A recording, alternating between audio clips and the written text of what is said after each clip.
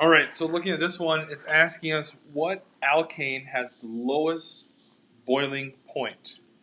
All right, so there's a couple things you look at for boiling points, physical properties. Look at the number of carbons. All right, so for all of these, I think the number of carbons is the same. Right, the number of carbons is the same. Okay, then you look at branching. Now you think about boiling point.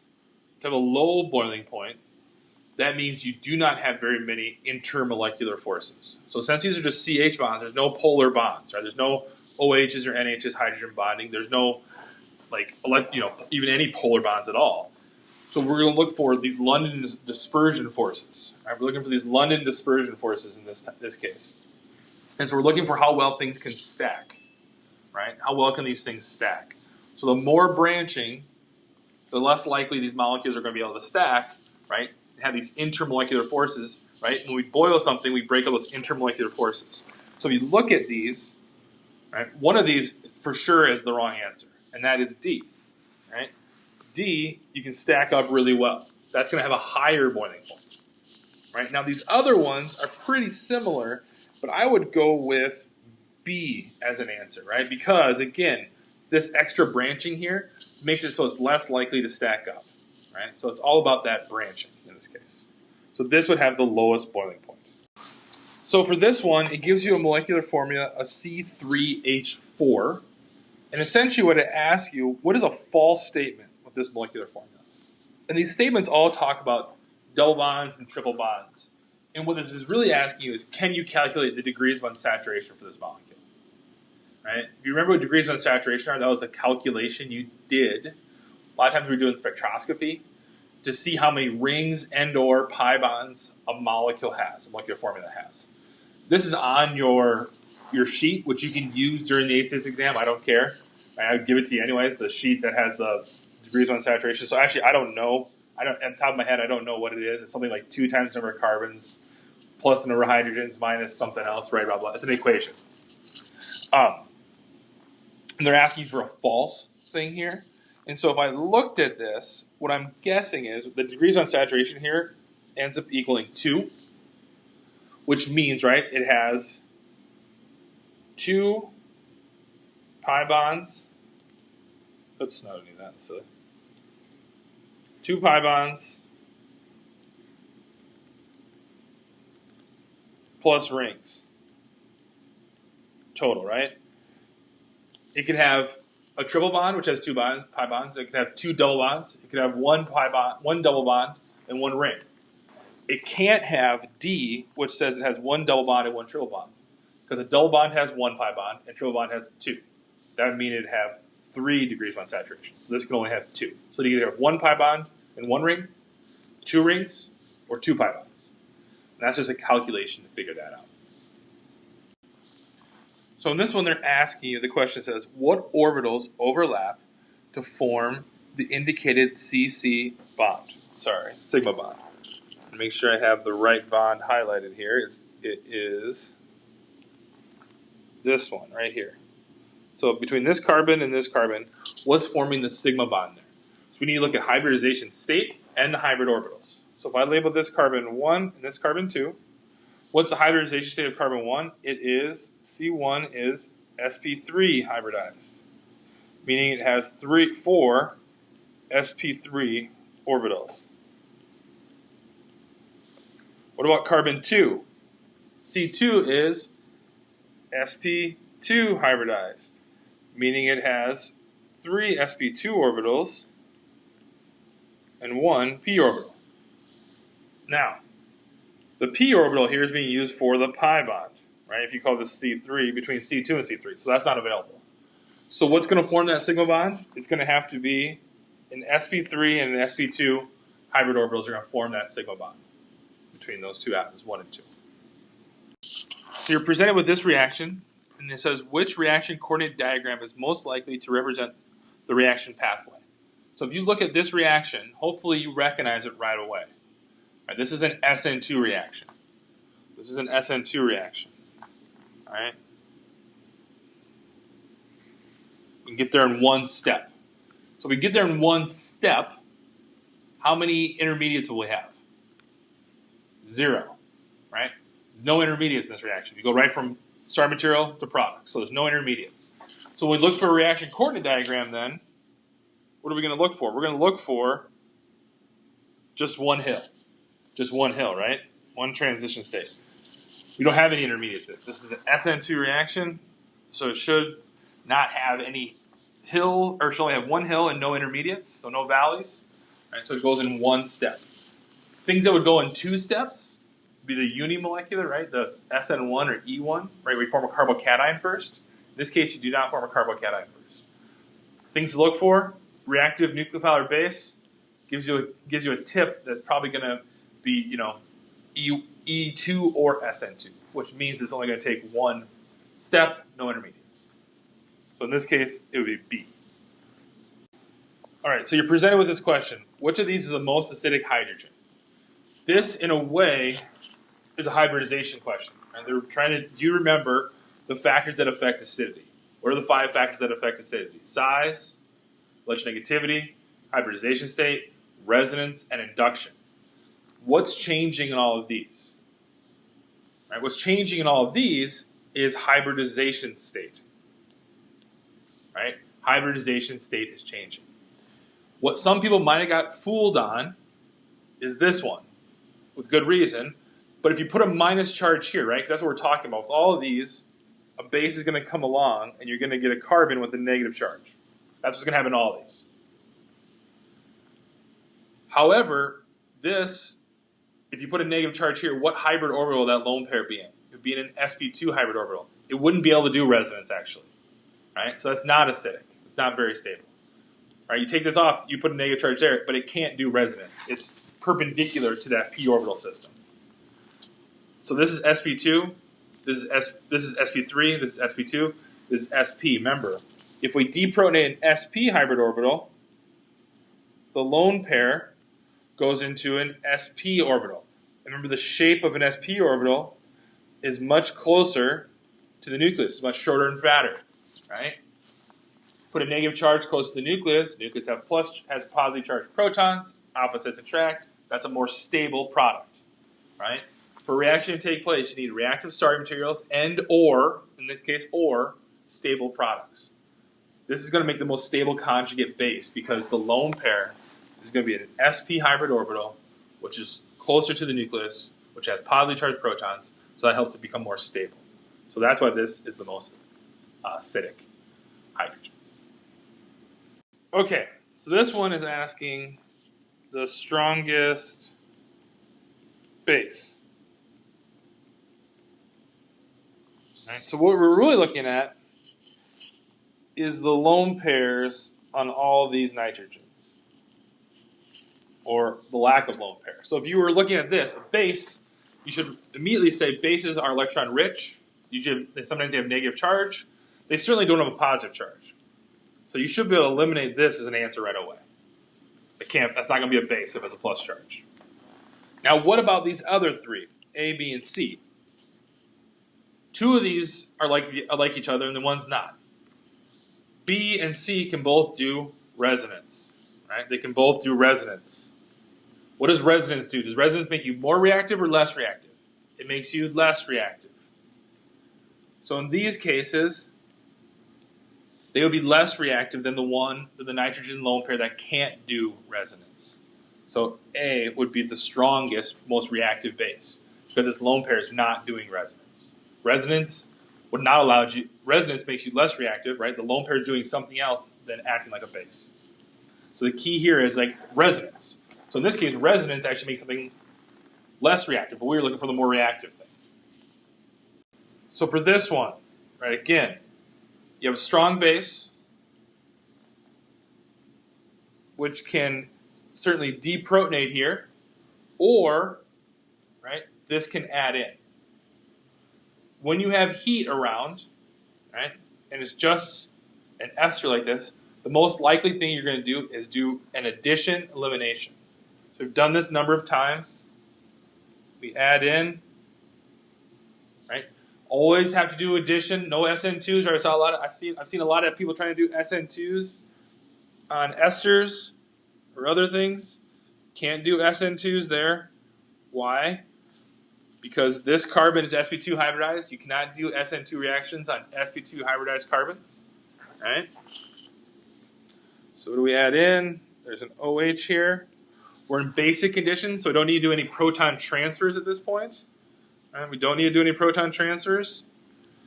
We just have this come down and kick out that. Why did I know to kick out this and not this? Because if I kicked out this, it'd just be going back here, where we started from.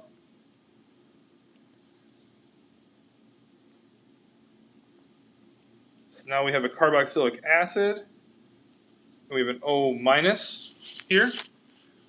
Because we have a carboxylic acid, we're going to deprotonate that, and that's going to give us our final product, which is the deprotonated carboxylic acid with the OH. Like that.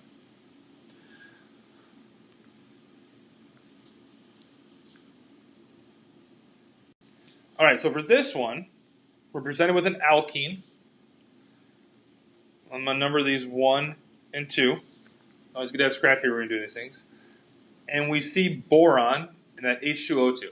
So that immediately makes me think, hopefully, about hydroboration, right? Hydroboration oxidation, which is a way to add OH in an anti-Markovnikov way, in a Sn way. Right, so what that means is I'm going to add the OH. I can look at this right now and know, right? Don't even know the mechanism, but I know I'm going to add OH and an H. I know I'm adding OH to carbon 2, right? Because it's a less substituted carbon. So if I know that, I know I can eliminate D, and I know I can eliminate A, which I think a lot of you did. Good. Which got you goofed up, though, with the Sn addition, is that if the OH adds with hatches, the hydrogen is what adds on the same side as the OH. The methyl would end up being on the opposite side of the OH. Right? So for B, it's kind of that's an optical illusion, right? First thing you thought anti-Markovnikov and you thought Sn. So then you go look at the answers and you see, oh good, the OH is on the less substituted carbon, and those are both wedges. Perfect, I'm done. Whoa, stop, right? That's not, right? You wanted the OH and the H are Sn, right? That's what adds together. And with the boron, anytime you see boron, the OH and the H add on the same side, right? That's the little curveball they threw at you, right? That you're thinking in your head Sn, and then you see Sn with the wedges, and you're like, done, right? So the answer is C. So for this one, they're showing you, say, what is the major product from this reaction if it takes place via an Sn2 pathway? So the key there is they're telling you something. Sn2. If you hear the word Sn2, what do you think of? You should think of a couple things. One step, reactive nucleophile, and inversion of stereochemistry, right? Because you're in that backside attack towards sigma star, right? So inversion of stereochemistry. So if you look at this structure here, you see, right? There's the bromine, there's the leaving group. This is my nucleophile. It must come from the back side. Right? Do an Sn2 reaction. Now, this is seen maybe in a different way. You're not used to seeing molecules. Right? This is a 5-membered ring, so maybe you haven't seen it this way, and these are kind of coming at you, kind of flat look at it. Kind of looking at it like a table. If you look at a table and you see stuff above and below, it's kind of like looking like that. So you haven't seen maybe something like that. But if you remember Sn2 stuff, you remember what's going to happen here is that everything's going to stay the same. Right? The only thing that'll be different, right, you did an Sn2. So the H is now down, the bromine's gone, right? The bromine's gone, and nothing changes over here, right? Nothing changes over here. All right, so that Sn2 principle. So this would be C is the right answer. So they throw some tricks at you. Right, they show you A, which all of a sudden has an extra carbon. That's a 6-member. All of a sudden that's a chair. Don't know. And you also lost a carbon. I don't know how that happened. And the other ones, right? They're just kind of goofing with you. They're trying to mess with you. The next best answer would be B, but that would be without an Sn2 reaction. It'd be more like an Sn1 reaction, maybe.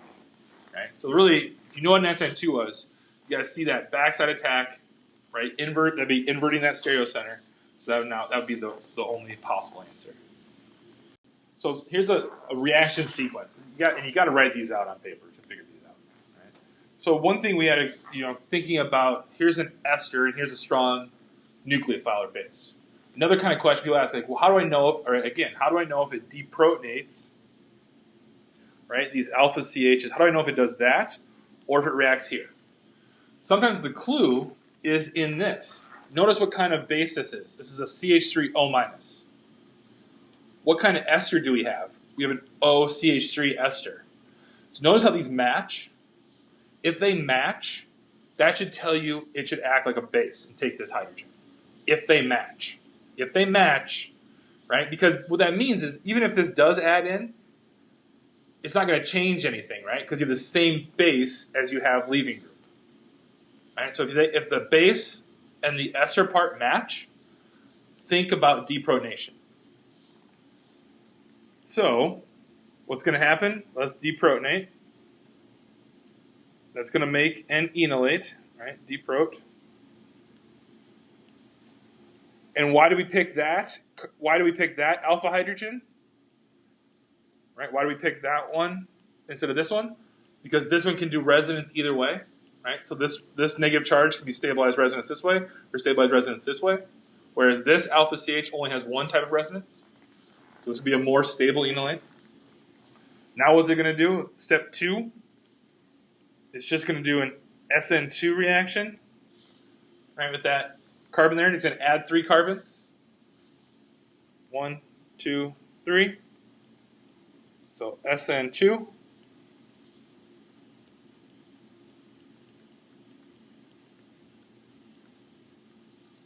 One, two, three. So 1, 2, 3.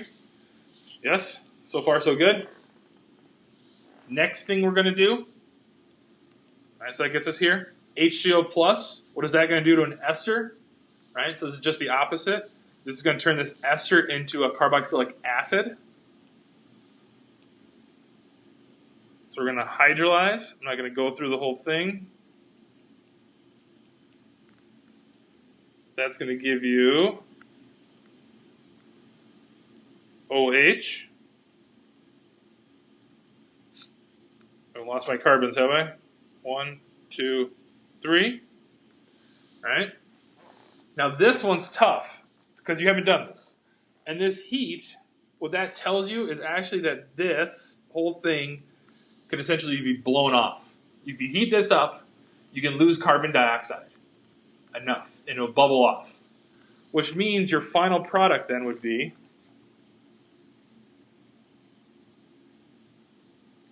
this. The mic stopped working. Is it not working right now? The thing you don't know is that under acidic conditions in heat, if you have a carboxylic acid that's next to a ketone, this can be taken off as carbon dioxide. See, that's carbon dioxide and H+, and you end up with the ketone. And so this is the final product. And you can see carbons 1, 2, 3 here, right? So essentially, you lose that whole piece, right? This whole piece ends up getting taken off. And you end up with just the ketone. So this is a challenging problem for sure. This is one of the harder problems on probably the exam. Because you got to know a lot of things. Got to know about acidity instead of addition. The ester matches the base. So we do deprotonation. Sn2 reaction. H3O plus with an ester turns it into a carboxylic acid. And if there's heat, that carboxylic acid can go away because it's next to the ketone. And you end up with this as your final product. We didn't learn this. So for this one, it says which species is an intermediate in the base catalyzed formation of CH3, CH2, CH, OH, CH, parentheses CH3, CHO. From the Aldol reaction of propanol. So there's a couple of things in here that they're asking you about, right? First, there's that string of letters for the molecular formula. So I can look at that and immediately draw this. That's a challenge. You might not be able to do that, right? Helps to number those carbons and those things, right? So that's a challenge. They also tell you a couple things. Base catalyzed, right? So think in your head, right? So they're giving you some words. So if you're thinking base catalyzed, why don't you just draw an OH minus? Okay, OH minus, strong base. All right, that's a base catalyzed thing. And they also say Aldol reaction. And we've been doing, I maybe haven't said the word, but all those things where we deprotonate at the alpha position and then have it react with another ketone or aldehyde, those are called aldol reactions. They're called aldol reactions because it's aldehyde, and you get an OH sometimes, aldehyde and then alcohol, right? So we've done those things. If you go back and look at some of those workshops, we've done these things where you deprotonate the alpha carbon, the alpha CH, and then that reacts with another carbonyl, and so it's an aldehyde reacting, and you get an aldol, an alcohol sometimes at the end. They also say aldol reaction of propanal. Now that might be easier for you to draw. Propanal, methyl ethyl propyl. Propanal, right? So maybe some naming of aldehydes. Aldehydes are nals, propanal. So maybe you recognize this is the thing we're reacting with. And so what they ask is, what's an intermediate for this reaction, right? So you can see this is an aldol reaction, right? Aldehyde, alcohol, aldol. And I got this from the name there, the CH3, CH2 stuff. This is propanal. This is the base. What do we do in these reactions? Well, because it's not an ester, we deprotonate. Right, this is always one of the things we do. All right? You get something like this, and then this reacts, right, with another aldehyde. You've done this exact problem in a workshop. It was workshop number 3D. You did an almost exact kind of problem. It's a little different, but two aldehydes reacting. And so what do you get? This is that addition.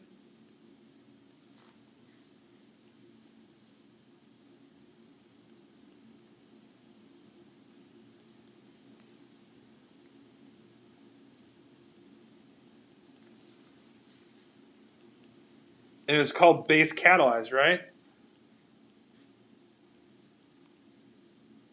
So from a deprotonation or protonation, whatever you want to call it, we get to that. So ideally, you'd be able to draw this all out, right? But that's not what the question is really asking. Right? It's asking you which is an intermediate. Now, did you need to do all this? Absolutely not. No, that's not what they're asking for, right? But should you know this? Sure, this is good to know. But if you just looked at the answers here, you could look at these and be like, 3 of these are just nonsense, actually. 3 of these answers are just silly. Right? So which ones are silly? Do you ever see a plus charge? Let's see, which ones are silly? Let's look at this one. This one. This one. Oof, oof. It hurts. So let's look at these individually. This is nonsense, right? Have you ever seen anything like that? No, right? You can't, first of all, the aldehyde CH is not acidic, right? Do not deprotonate that. Never take that H off. And if you did take it off, you wouldn't leave a plus charge. This is silly, right? So that's a bad answer. You've never seen anything like that. Have you ever seen a plus charge next to this? Could this do resonance? I guess it could, right? This pi bond could go here, but then you put a plus charge on the oxygen. Do you think that's going to happen? Have you ever seen an intermediate like that? Nope. Have you ever seen an intermediate where there's a negative charge on the beta position? Right? Look at right? This is your alpha carbon. This is your beta carbon. We've been talking a lot about alpha CHs, right? Having a negative charge next to the carbonyl. This is a negative charge at the beta position. Have you seen anything like that? The only answer left is the right answer. And that's this one. All right. So, what is the order of reactivity of these compounds with methylamine? CH3, NH2. This is your classic Mount Carbonyl question. Right? All right, this is a straight up Mount Carbonell type question. So they're saying essentially is you have chlorine, NH2, OCH3. Which of these is going to be the best leaving group, and or which of these carbons is the most reactive? Right? So if you remember from Mount Carbonell, the acid chloride, right, the chlorine is a really, really good leaving group. So this is actually at the top of Mount Carbonell. Amides were at the bottom. Right? How do you remember amides are at the bottom? Easy. Because this nitrogen, because it's a nitrogen, likes to do resonance, right? It's more likely to do resonance. So that means this bond right here, because it's doing resonance, is actually it has some double bond character. Right? This is what our peptides and all our proteins are made out of. Actually, this is really important. Right? It's really important that this bond is not very, amides are not very reactive. That way we can stand here. That way if I jump in water, I don't dissolve. Right? If I was made up of acid chlorides, I jump in water, I'm dissolving. That's bad. Right? Don't dissolve in water. Thank you, amide bond. So top, bottom, middle, ordered reactivity then would be, I would guess this to this to this. Now, the key here is to draw this yourself before you go looking for answers. You look at that, you look at the answers, it's confusing. Do this first. Make your own choices first, and then go look and see if your answer is there. I hope it is. It is there. So 3, 1, 2. Also be careful. Order of reactivity of these compounds. So they want the most reactive one first. All right, they want the most reactive one first. Make sure I'm doing it right. Yes, I did. All right. So especially these things, draw your own answer out, and then go look for your answer. That's the best way to approach these.